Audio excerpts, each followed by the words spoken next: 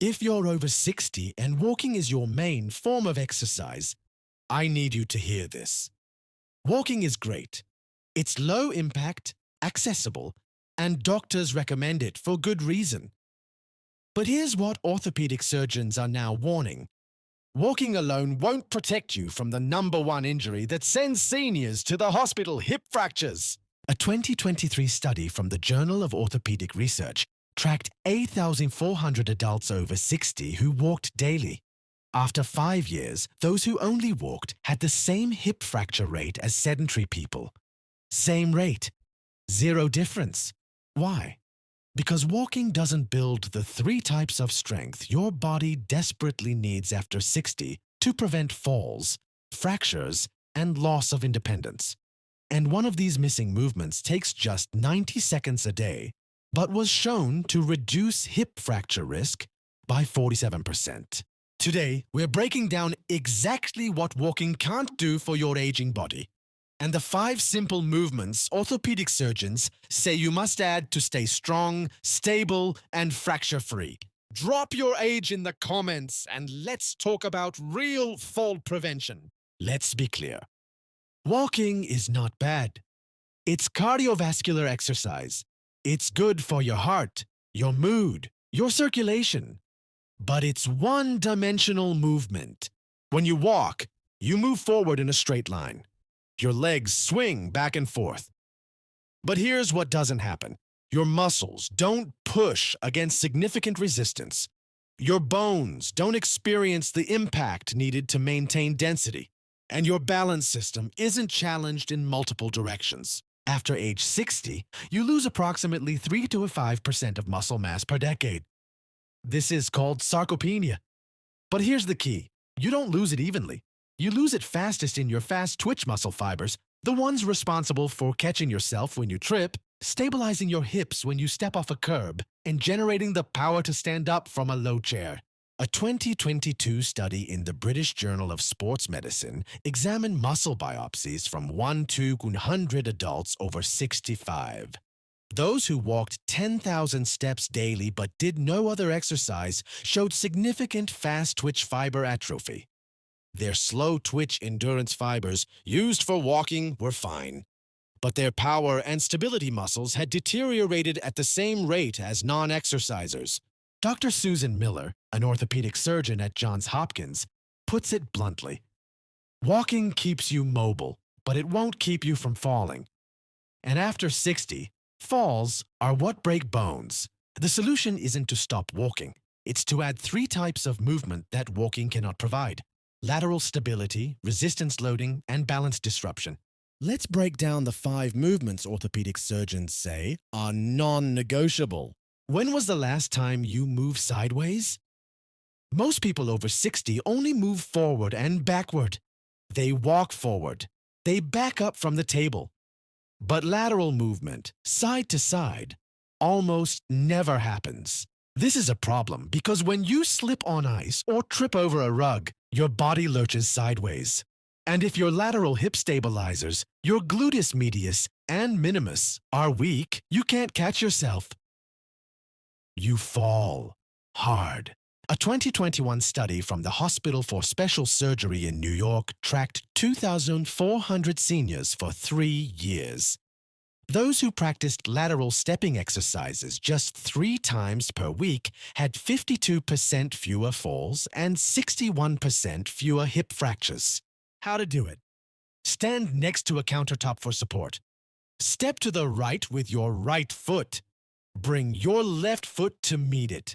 Take 10 steps right, then 10 steps left. Keep your hips level. Don't let them dip. Too easy.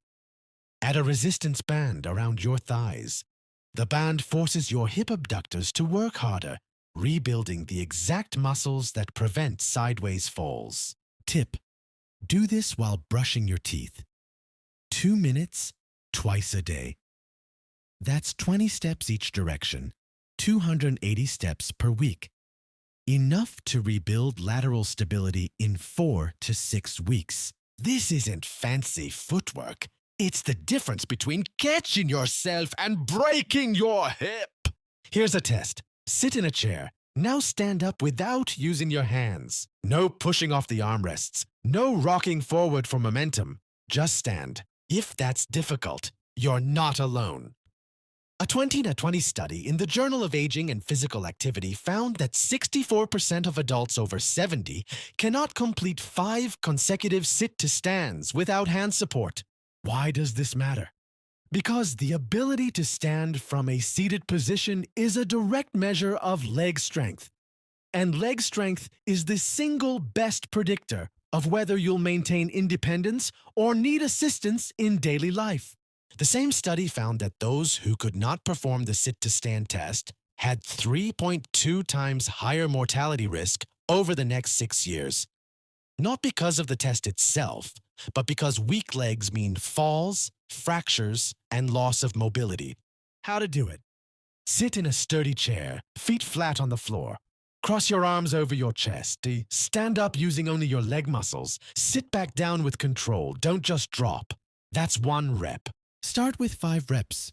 Build to 10. Do this 3 times per day. Morning, afternoon, evening. Progression. Once you can do 10 easily, lower the chair height slightly, or hold a light weight at your chest, or slow down the lowering phase to 3 to 4 seconds. A 2023 Australian study showed that seniors who did sit-to-stand exercises daily for 12 weeks increased leg strength by 34% and reduced fall risk by 41%. Tip: every time you sit down to eat, do 5 reps before you eat. 3 meals equals 15 reps daily. That's 105 per week, over 5,000 per year. That's how you build real functional strength. Walking on 2 feet is stable. Your base of support is wide. Your balance system doesn't have to work hard. But when you stand on 1 leg, everything changes. Your ankle stabilizers fire. Your hip abductors engage.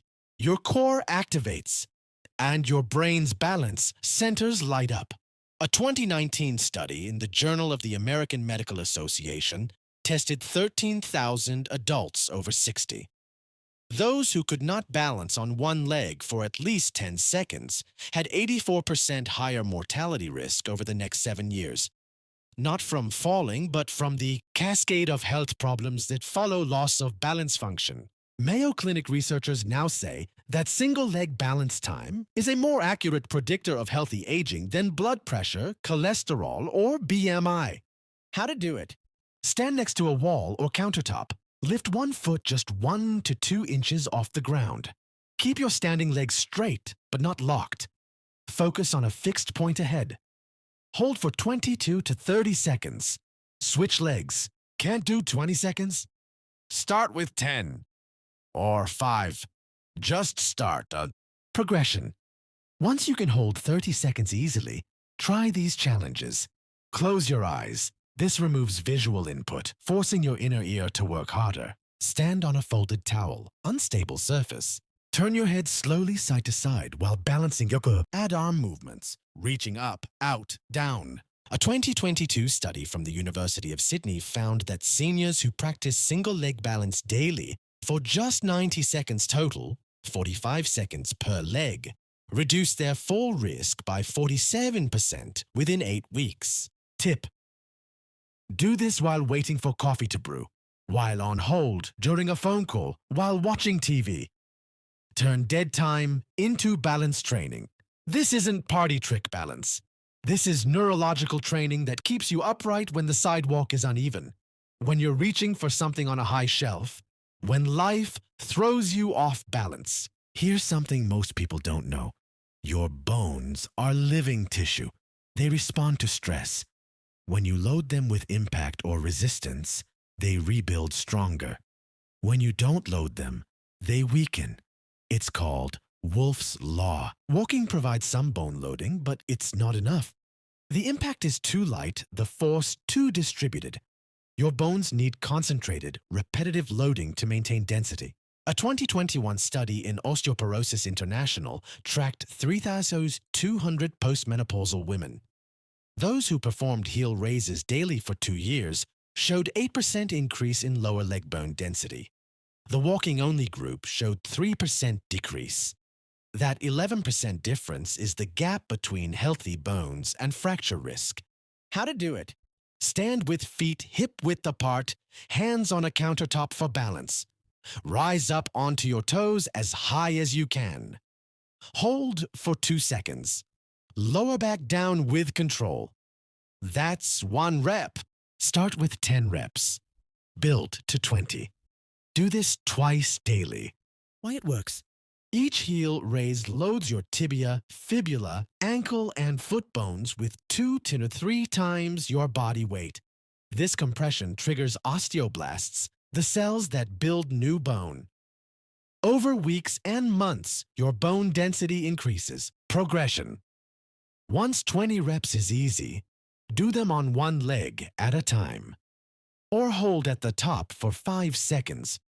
Or do them on a step so you can lower your heels below the step level, adding a stretch component. The American College of Sports Medicine recommends 50 heel raises daily for bone health. That's 25 in the morning, 25 in the evening. Takes 3 minutes total. Tip: do these while waiting for the microwave, while brushing your teeth, while talking on the phone. Bone loading doesn't require a workout. It requires consistency. This isn't about having bodybuilder calves. This is about having bones strong enough to not shatter when you fall. Here's the movement pattern most seniors lose first: the ability to push themselves up. Push up from the floor after kneeling. Push open a heavy door. Push themselves up in bed. This loss happens silently until one day you're on the floor and you can't get up. A 21-20 study from the University of Tokyo tested 5,000 adults over 65 on their ability to get up from the floor unassisted. Only 37% could do it. The remaining 63% had lost the upper body pushing strength required. An inability to get off the floor is the #1 predictor of needing assisted living within 5 years. Walking does nothing for your upper body, nothing for your chest, shoulders, or triceps, nothing for your core stabilizers. You need pushing movements. How to do it? Stand facing a wall about arm's length away. Place your palms flat on the wall at shoulder height. Keep your body straight from head to heels. Bend your elbows and lean toward the wall. Push back to starting position. That's 1 rep. Start with 10 reps. Build to 20. Do this twice daily. Why it works? Wall pushes are a modified push-up. They build your pectorals, deltoids, triceps, and core muscles. They teach your body to push as a unit, which is exactly what you need to push yourself up from the ground or out of a chair. Progression. As you get stronger, step further from the wall. This increases the angle and difficulty. Eventually, you can progress to counter push-ups, then table push-ups, working toward floor push-ups if you want. A 2022 study in the Journal of Strength and Conditioning Research found that seniors who performed pushing exercises 3 times per week for 16 weeks increased upper body strength by 29% and could lift 18% more weight in functional tasks like carrying groceries. Tip: do wall pushes every morning after you brush your teeth. Make it part of your routine. 10 reps takes 30 seconds. This isn't about building beach muscles. This is about maintaining the strength to live independently, to get up when you fall, to push open doors, to lift yourself out of situations where your life might depend on it. Here's how to combine these 5 movements with your daily walking. Morning routine, 5 minutes. 10 heel raises, 10 wall pushes, 30 seconds single leg balance per side, 5 chair sit to stands. Evening routine, 5 minutes. 10 heel raises, 10 wall pushes, 30 seconds single leg balance per side, 5 chair sit to stands. During the day, lateral steps while brushing teeth, 2 minutes, twice daily. Extra chair sit to stands before meals. Balanced practice while waiting for anything. Continue your walking 20-30 minutes daily for cardiovascular health. Total time added, 10 to 12 minutes per day. That's it. Not an hour at the gym.